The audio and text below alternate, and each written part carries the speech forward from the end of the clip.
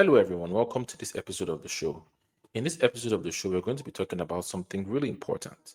As a real estate channel, we're always telling you about how to plan your finances and invest in real estate for a return.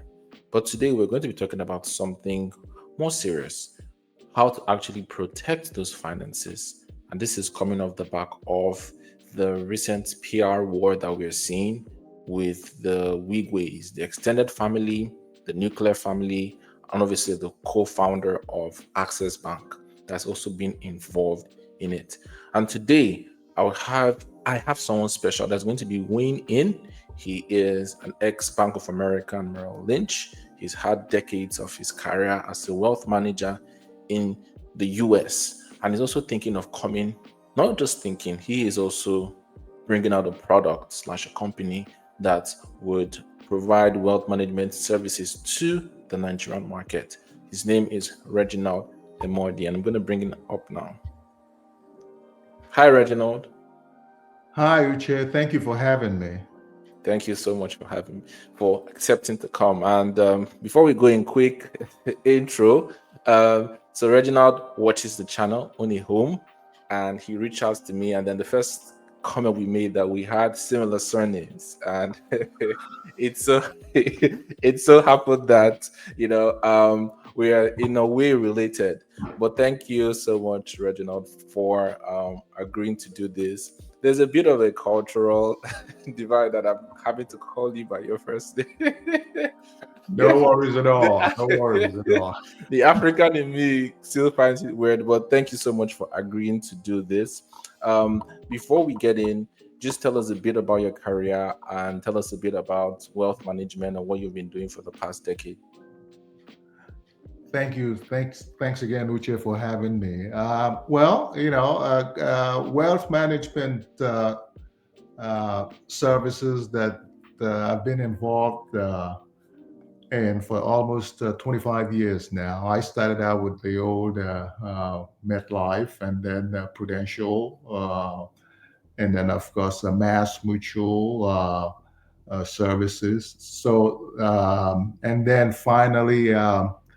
No, before Merrill Lynch, I was also at a small boutique firm called Securian Financial Services. This is an area which I love very much because not only the benefits of being a financial advisor, but also the importance of changing not only individuals, but of course, communities. That's important to me. Building relationship. So I've been in the financial industry again for almost 25 years, and I've just recently exited Merrill Lynch, which is a subsidiary of Bank of America. Okay. Thank you And so much again for being on the show. So let's get to it. So, for some context, for those that haven't been following, Access Bank Chairman Herbert Wigwe is a year plus now since he was tragically passed in a plane crash, and there is a lot of fighting now between his extended family and the nuclear family, which is the daughter and her siblings.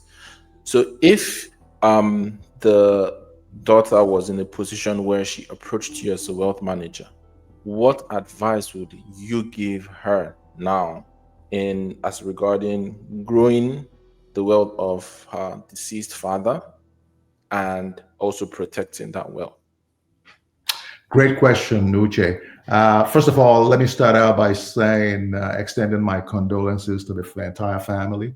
One of the things that over the years I've learned from being an advisor is to ensure that during the process of advising an individual or a family house, it's important that the offspring become part of that conversation. Very key, very important.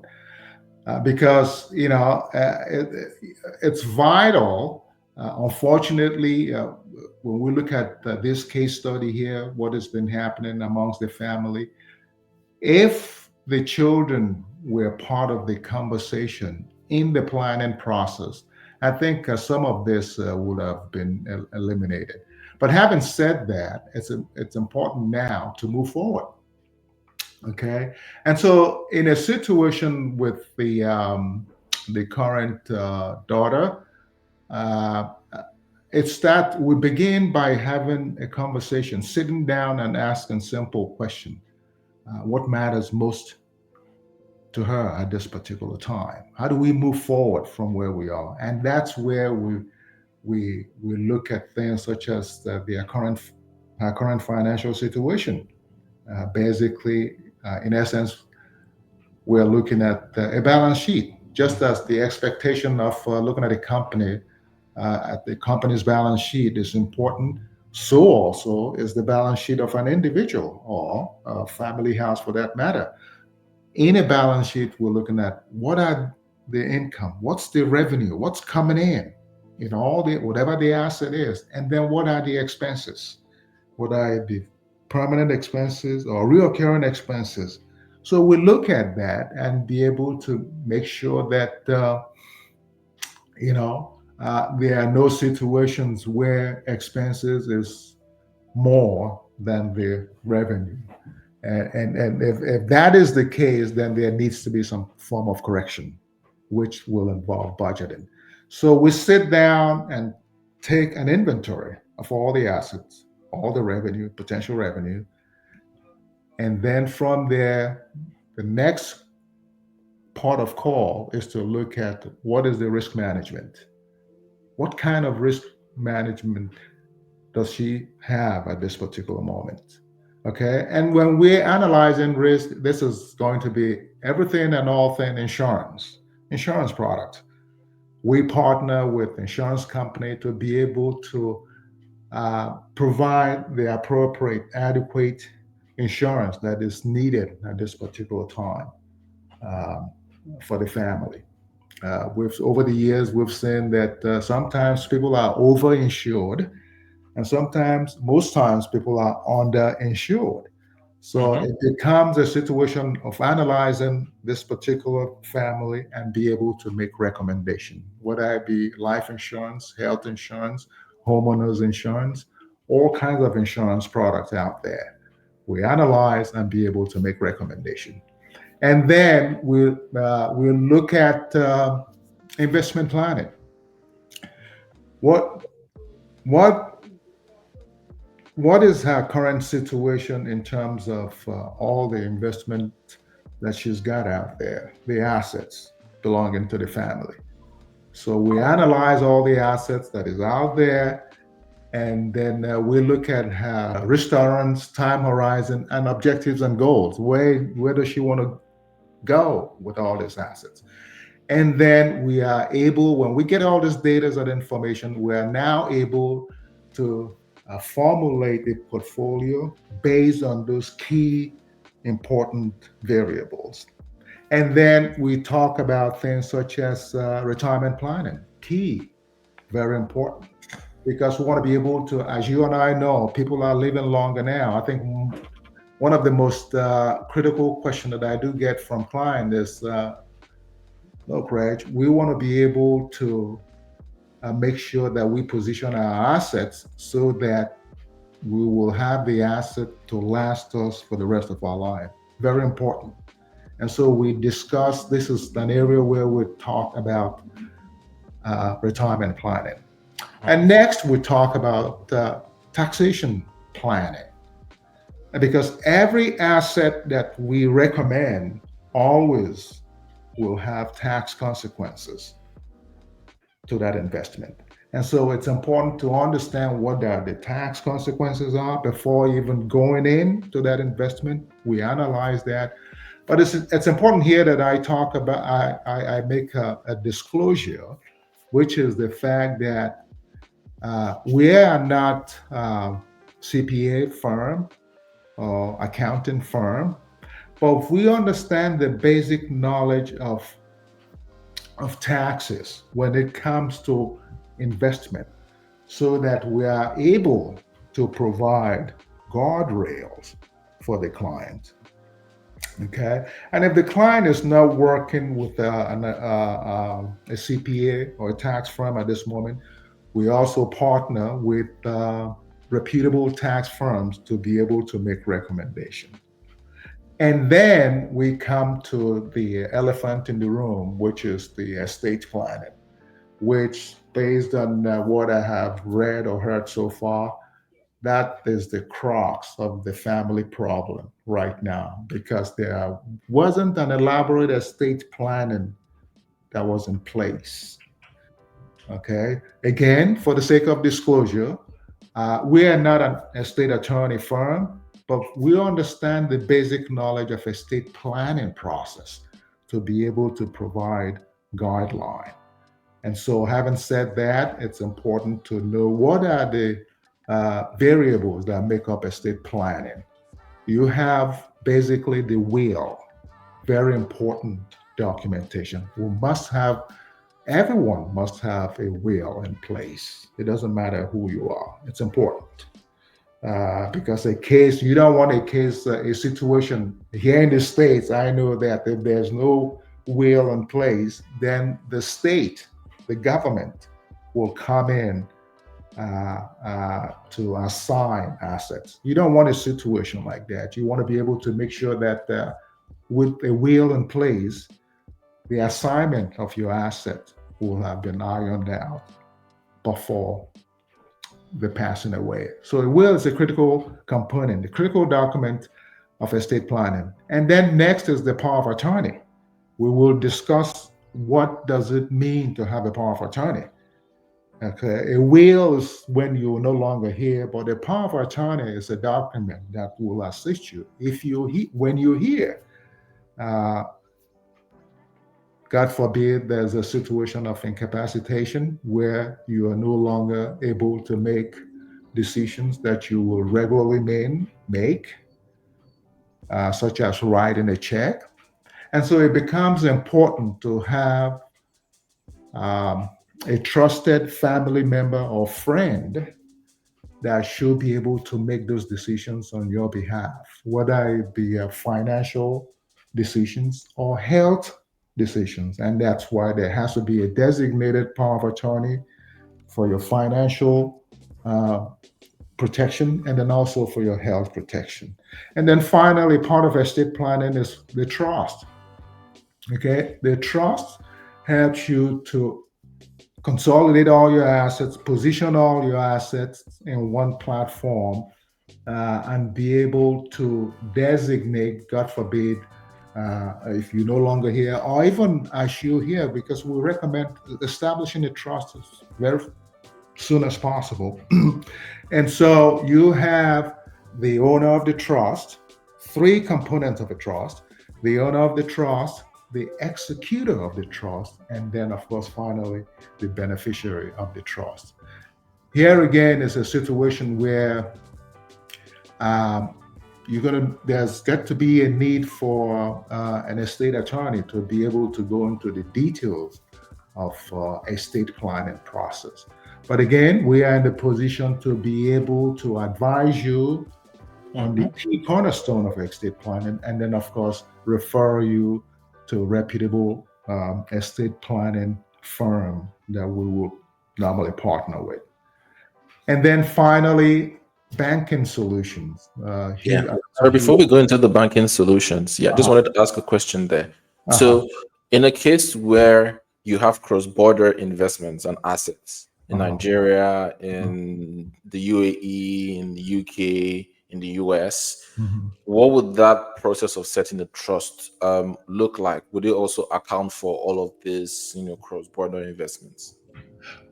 Great question. For somebody like this family case study in question now, I think the best pragmatic solution will be to have a state attorney in each location where they have businesses, because the laws differs Mm. from country to country. But the underlying commonality here is that I can almost bet you that for every society, there's got to be a segment of the counselors, practitioners that deals primarily with estate planning. So our advice will be because again, for the simple fact that laws varies in different locations, geographic location, it's Mhm. important that there are estate attorneys in each location that they have businesses. Oh, okay. Oh, Mhm. great. Thank you. Yeah. So you were going to talk about the banking solutions. Banking solution is a critical aspect. As you know, I've spent preponderance of my time providing solutions for clients that is banking related. Case in point is that there was a lot of work that I do with people in the medical field, medical practitioners. So one of the things uh, that we've done over the years is to provide banking solutions for private uh, medical practitioners. Okay, and that comes in three phases primarily. You have maybe a medical doctor that is spend most of their life in a medical organization and come to the point where now they want to go into private practice. That to us is a startup in the private practice section. And when you think about uh, medical private practice, you understand the cost involved in that in setting up a medical practice. Medical equipments are not cheap. And Mm-hmm. so basically, this is where we call on our banking partners at the Bank of America to sit down and have a conversation with the prospect who is trying to go into private practice. So that's the startup phase. The second phase is the scaling of their practice phase, where maybe a medical practitioner has been in business uh, for about for a few years, and now they're ready to scale the practice by adding employing more doctors to the practice, and that's where we sit down um, with the doctor and be able to map out, analyze, and look at the costs involved, but not only the cost, but also the managerial expertise involved in this, and be able to provide the solution for the client. And then finally is the exit strategy. What is the doctor's succession plan with the practice?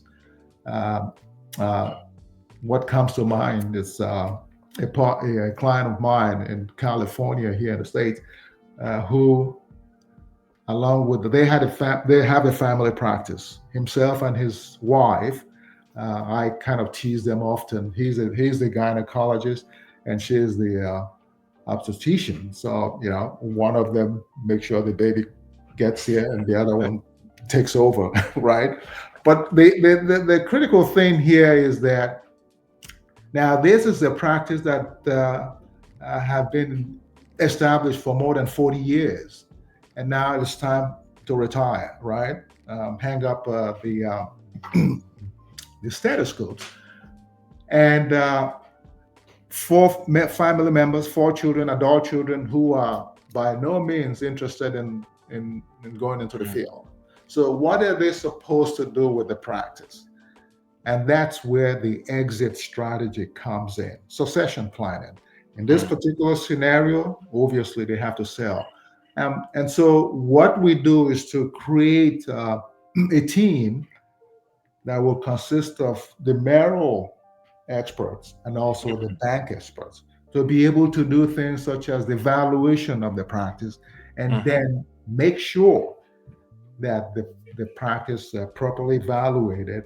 Mm-hmm. Thus again, and that's where the retirement things, all the comprehensive planning we previously talked about comes in, because we want to make Mm-hmm. sure that even though they are retiring, right, Mm-hmm. we Mm-hmm. want to make sure that number one, their standard of living is maintained, Yep. regardless of whether they're still working or not. And that's where this retirement planning plays a critical role. So those are the three aspects. Those are the kinds of things we've been able to provide clients in the banking solution Okay. aspect. Solution. We know a lot of Nigerians are unbanked, and so one of the things we want to be able to have a conversation with our banking partners, commercial bank, is to see how we can, expand that access to a lot of communities in Nigeria. And then, of course, be able, because the banking services is the starting point. mm, When you're fully banked and then you begin to earn income, and there comes the opportunity to plan for mm, investment. And mm, that's where there's a connection between those two services. So that's the conversation I'll be having, going back to the case study here with the weak quid daughter, mhm, so that we can begin to set things in place moving forward, mm, whereby this hopefully will become uh, a new beginning in terms of generational wealth, where mhm, there will no longer be stumbling blocks along the way. mm. That's the conversation we will have. And then, of course, I might want to add here that this is going to be an ongoing conversation. So typically, we look at a 12-month relationship arrangement where we carry out all those things, set some goals, be able to have regular review, making sure that we are making those goals at Mm. different milestones. And if we're not, we sit down and analyze where did we go wrong and be able to make corrections moving forward. That's the kind of environment that we will be presenting to the Weekway household at this time. Thank you so much, Reg. And hopefully we try to make him regular on this channel. But I just want to give you an opportunity to talk more about Emodi Associates, who's kind of like your baby, the company that you're building. You have people on ground. Talk about everything that you provide typically for people that are interested in wealth management. I think you earlier mentioned that this is not just for people that are rich. Everybody should be looking to manage their wealth and should be looking to put in place proper financial planning and management. Thank you so much for that question, Uche. This is exciting times, and we're really looking forward to rolling out the Emodi Associates project on the ground because, uh, what we've done here is to focus our attention on the emerging markets of the African region, specifically Nigeria. And why Nigeria? For the simple fact that when you look at the demographics of Nigeria right now, um, I think the last number we saw was almost 70% of the demographic of this society, of the country, is below 30 years old. So there's a huge potential um, uh, that coincides with what we're trying to build here with the Emodi Associates. Okay. Incidentally, I was at 2 years ago. I was at the AfriTech. I think it was the third AfriTech conference here in Washington D.C., Ronald Reagan Building, and it was so exciting to look at the panelists on that stage. Every single one of them, founders of unicorns and digital companies, doing so well. And one of the side conversation I had with one of the founders was that looking at where you are now in that space of digital payment, which most of you have done so well. My question now will be, what next? How do we mobilize all the things, all the opportunities around to get to the next level from where you are now in the digital payment place? And that's where we think Emodi Associates will be providing solutions, because in order for us to sustain wealth, transferring wealth from one generation to the next, we have to plan effectively. And that's where comprehensive financial planning, wealth management becomes a key to be able to do that. Getting back to your question about destruction of the idea that investment planning is only available to the rich, we're back to differ on that, for the simple fact that when you look at in the Nigerian context, When you look at establishments such as the ministries, for instance, uh, both the federal ministries or the state ministry employees, this we would like to think to be mid-level, mid-income citizens or Mm-hmm. communities. And Mm-hmm. so when you will start digging deep, say, for instance, uh, correlating or having conversation with the HR, human resources aspect of this ministry, trying to find out what are the kind of benefit structure that they have in place for employees.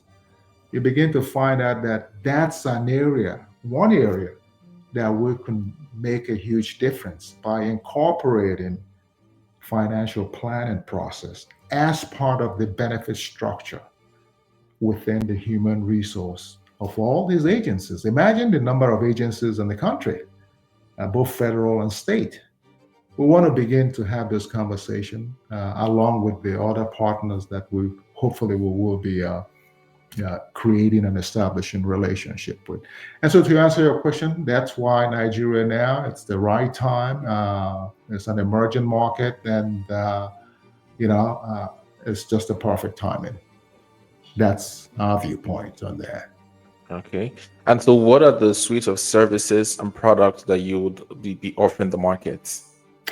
Well, I talked about the case study with the Wigwe. I think that's our systems and processes, Mm-hmm. offering things such as insurance coverage through our partnership, offering things such as tax planning, estate planning, and then, of course, our core area of specialization will be in the investment planning, and an offshoot on that will be the retirement planning. So those are the core area of services, regular services that we will be offering the community.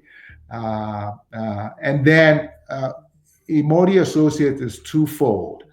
The regular consultation aspect of what we provide, and then of course the alternative investment side of what we provide as well. And then speaking about the alternative investment, there are certain criteria of clients that we are looking at on the alternative investment side, which will mostly be people who are termed high net worth individual. Uh, High net worth individual are people that are fully established in life and are able to make certain investment decisions, but of course with calculated risk, but risks that will eventually lead to higher returns. And so, on the alternative investment side of things, we are looking at two specific areas. No, no, let me take that back. Four specific areas, which is the agriculture area. There's a lot happening in the agriculture right now in the country. We're looking at alternative energy. These are structural areas that we believe will impact the rest of the economy. And then we're looking at your area of specialty, real estate investments. And then, of course, finally, we're looking at a new area in the area of masterwork arts. So that's the alternative energy side of things that we tend to Alternative present. investments. Alternative investments, exactly. Yeah. You didn't mention the private credit and the venture capital. Where would that fall? Well, great question. Alternative, the private credit and private capital also falls under the alternative investment aspect of things. Okay. Okay, and so the process just simply begins with looking at the founders that are very passionate in what they do. Of course, I might add, also have skin in the game. We'll look at the data and analyze and be able to present the terms of what we are looking at, but with active participation in whatever the business is. But again, to do in those key segments of the economy, which is the agriculture and alternative investment. So that's how it will look like. And so we provide private credit to be able to help these startups to the next phase of their business, which of course will consist of things such as private equity as well, which could be part of the conversation, and of course, the venture capital is also part of the conversation. So that's how we're looking at the structure of this in terms of the private credit question that you just asked. Yeah. Thank you so much. It's a great pleasure to kind of learn from someone that does have skin in the game, and has been so many years, talking about financial and wealth planning. Because, like you said, it is the next phase. Because you build all of this wealth, you need to be able to manage it, so you can just spend it all. So the last question I'll ask you is, seeing that you have all of the data, and seeing that you've also been all of these years, decades in the US market, what do you envisage would be the biggest challenge going into the Nigerian market? Great question. I think before I answer that question, Uche, we are excited about the overall viewpoint in the atmosphere right now, and that is that entrepreneurs are looking at, with the Nigerian situation, looking at uh, uh, transferring or leveraging, turning those challenges into opportunities. Mm-hmm. Okay, and so with that kind of mindset, I think we're in the good frame of mind here to be able to be part of this wave of things that is coming up. So the challenges will be there. We know that, but so long as you have this mindset of turning those challenges into opportunities, I think we will all be fine. Okay, Mm-hmm. because when we're looking at things such as maybe logistics challenges in the economy, maybe infrastructure such as energy supply. Uh, um, I just mentioned the roads and the network, which is the logistics aspect of things, storage capabilities, all these things that are challenges. But I think the mindset here is to be able to turn those challenges into opportunities. And by the way, uh, some of those challenges could also be regulatory and compliance issue, which is an area that I'm very much familiar with, even though I'm not an attorney. But being a financial advisor, which is a fiduciary responsibility, over the years, I think the expectation in terms of regulations and compliance issue is something that we will always deal with, no matter where the country is. But our take on this is that with a young economy such as the Nigerian economy, I think it's important for the stakeholders to come together for the common interest of the public and be able to formulate and develop um, laws Mm. that will best protect the entire populace. And so we have attorneys on the ground that are working through uh, the process of the regulatory issues. And so, with this mindset of the coming together with people from the government side and the people from the industry, such as ourselves, I think because there are so many products that are coming up every day with the help of technology, these are new territories that has Mm. been uncharted.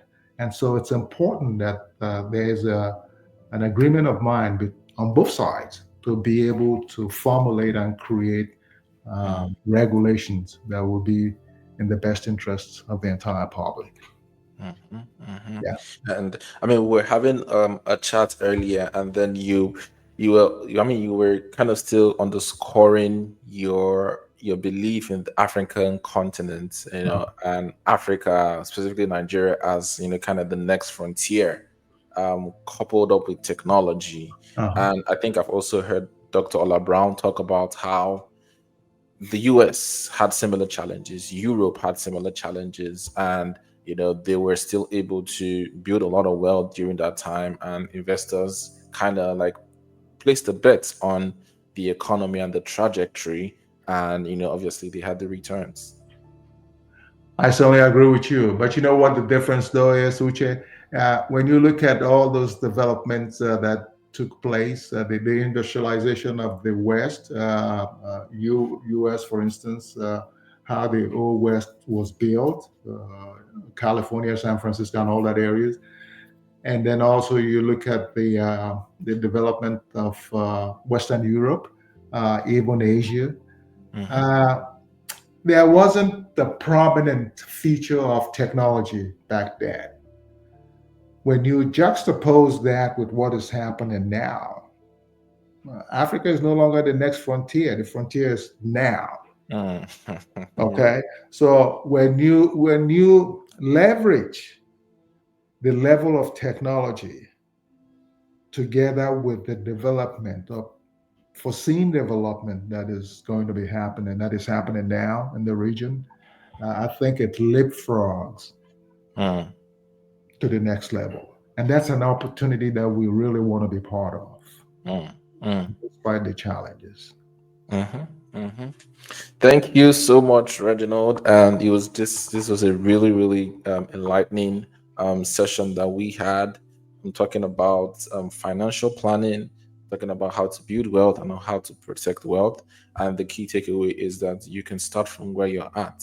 And if you want more information on what he's doing, like I said, he's graciously agreed to be a regular on this channel. He has amazing things that he's building and that he's gonna release to the market. Amazing suite of products that he wants to release to the market. So obviously you'll be getting updates on all of that on this channel.